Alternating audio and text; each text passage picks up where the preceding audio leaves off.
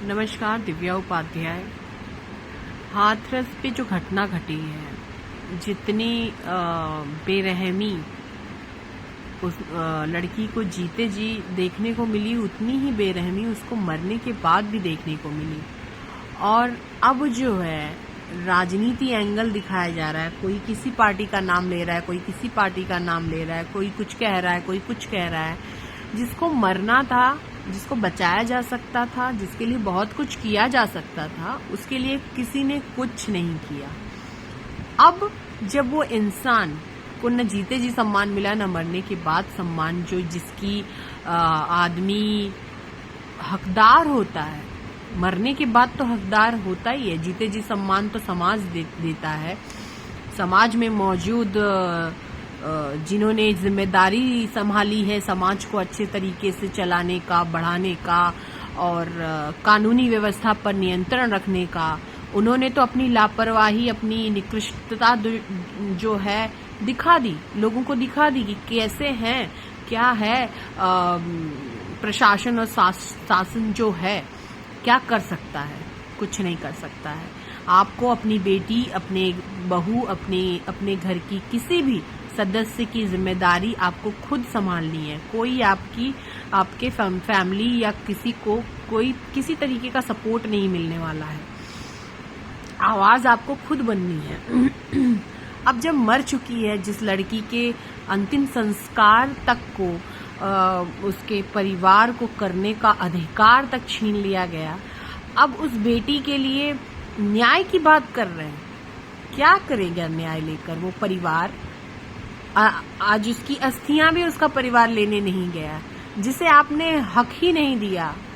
एक जैसे कोई लावारिस चीज व्यक्ति का भी अगर अंतिम संस्कार करता है इंसान, तो उसको भी एक जो लास्ट क्रियाक्रम जो कहते हैं, अंतिम संस्कार की जो विधि होती है, उसको जो सम्मान देना चाहिए, जो हकदार होता है उस सम्मान का, वो तक शासन और प्रशासन ने मिलकर छीन लिया उसके परिवार से। और उसकी बॉडी को एक लावारिस भी नहीं बोल सकते, लावारिस भी लाश को अगर जो ठिकाने लगाता है, अंतिम क्रिया करता है, उसको सम्मान के साथ करता है। वैसे ही पड़ी हुई है खेत में राख, जो जिसको अस्थि कहते हैं, उसका क्या होगा परिवार? अब उस अस्थि को लेकर क्या करेगा? खैर, वो भी उनका अपना गुस्सा अपनी जगह पे जायज है। बेटी का अधिकार, कहते हैं बच्चा जब पैदा होता है तो सबसे पहले माँ जो है बच्चे का चेहरा देखती है। डॉक्टर के बाद अगर कोई और होता है तो माँ अपने बच्चे का चेहरा सबसे पहले देखती है। उस माँ की गुड़िया छिन चुकी है। उस माँ की गुड़िया के साथ समाज और प्रशासन ने जितनी गंदगी और निर्दय अपना जो है चेहरा दिखाना था, वो दिखा दिया, खत्म कर दिया। उसे इस दुनिया से उसके जीने का हक छीन लिया। लेकिन अंतिम विधि में जब उसकी माँ जो है, एक वीडियो वायरल हो रहा है, और कुछ मुझे शर्म आती है उन गए गुजरी मेंटालिटी। राजनीति अपनी जगह है, करो राजनीति, मरो। मुझे पता है कि अपने घर के भी अपने बाप को नहीं छोड़ते हैं राजनीति में, जो नेता गढ़ जो होते हैं, अपने पिता तक को नहीं छोड़ते हैं। तो इस तरीके की मेंटालिटी वाले लोग जब किसी बच्ची के साथ जो हुआ है, और कुछ चैनल जो हैं इसको दिखा रहे हैं, जो कि वहां पे 24 घंटे वहां मौजूद थे, उनके बयान, उनके जो पीड़िता के माता पिता हैं, बाकी लोग हैं, उनके बयानों तक को झुठलाया जा रहा है। एसडीएम डीएम की अलग स्टेटमेंट आ रहे हैं, पुलिस प्रशासन का अलग स्टेटमेंट आ रहा है, और एक चिता जल रही है, फिर जबरदस्ती लाके तुम कौन हो, बाबा हो, तुम कौन हो, पिता हो। ये किस तरीके का खेल खेल रहे हैं आप? इतनी चीजें देख चुका है समाज अब कि आप जो कहते हैं ना, पिन रखेंगे ना, अगर किसी चीज पे, पेपर पे पिन भी रखेंगे ना, पेन की निप, तो आगे क्या ड्रॉ करेंगे ना, आप जैसे लोगों का बहुत अच्छे से लोगों को समझ आ चुका है कि क्या आगे ड्राइंग करने वाले हैं या आगे क्या रचने वाले हैं। ये सब चीज अब जिसको जाना है वो चला गया, और उसकी उम्र नहीं थी जाने की। उसे इस समाज, इस दुनिया ने, यहाँ के शासन ने, इस प्रशासन ने, की घटिया राजनीति ने और आपकी एक तरीके से फेलियर सिस्टम ने उसकी जान ली है। अगर हम और आप अगर अब चीख पुकार भी करेंगे तो कुछ नहीं होने वाला है, लेकिन हम सबको ये समझना बहुत जरूरी है कि ऐसे लोग जो हैं इनको आप इंटरटेन करना बंद कर दीजिए और निंदा करिए।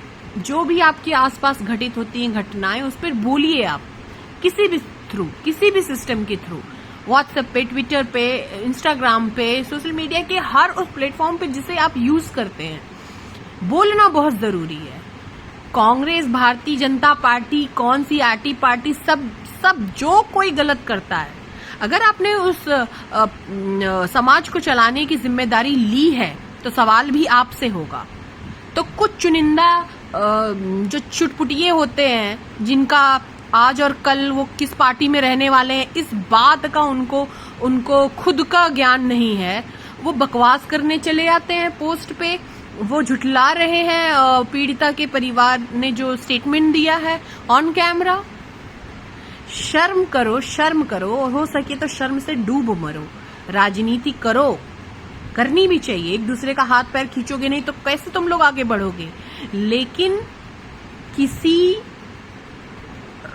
मरे हुए व्यक्ति को जो अंतिम संस्कार के टाइम पे जो उसको सम्मान प्राप्त होना चाहिए वो भी नहीं मिले, तो ये एक बहुत बड़ा फेलियर जो है, फेलियर चेहरा जो है। राजनीति तो कितनी बढ़िया हो रही है वो तो सब लोग देख ही रहे हैं।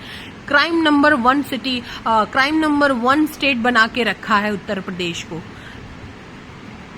किस बात का गुरूर और मलाल किया जाता है जब सवाल किए जाते हैं आपसे?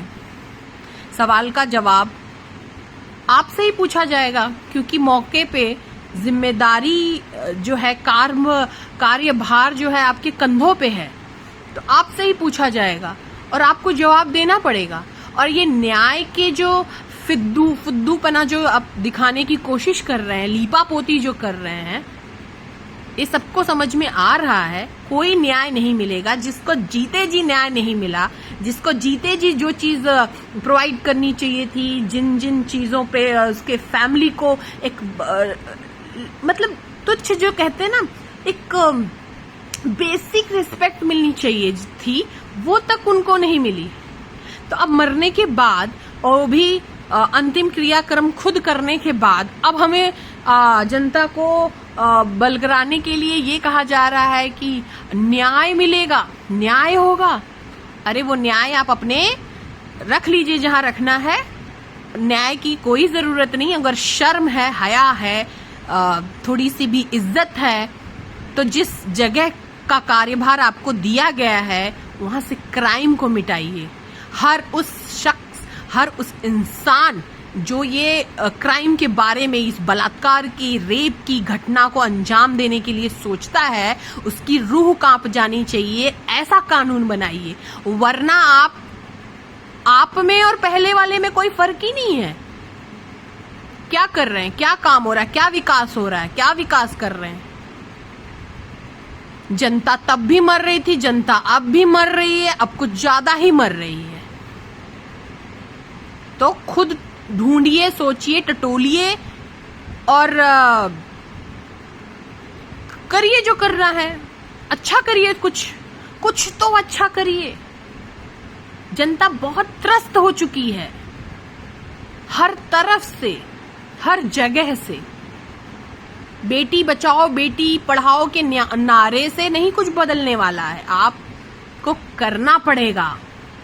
कितनी निर्भया के केसेस आप 2013 से लेके अभी तक में क्या बदलाव आया है? केस बढ़ते ही हैं, घटते तो नहीं नजर आ रहे हैं।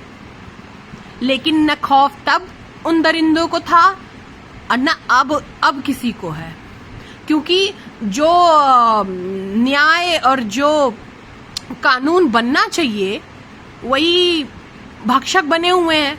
जो संभालना चाहिए जिनको, वही उसके भक्षक बने हुए हैं।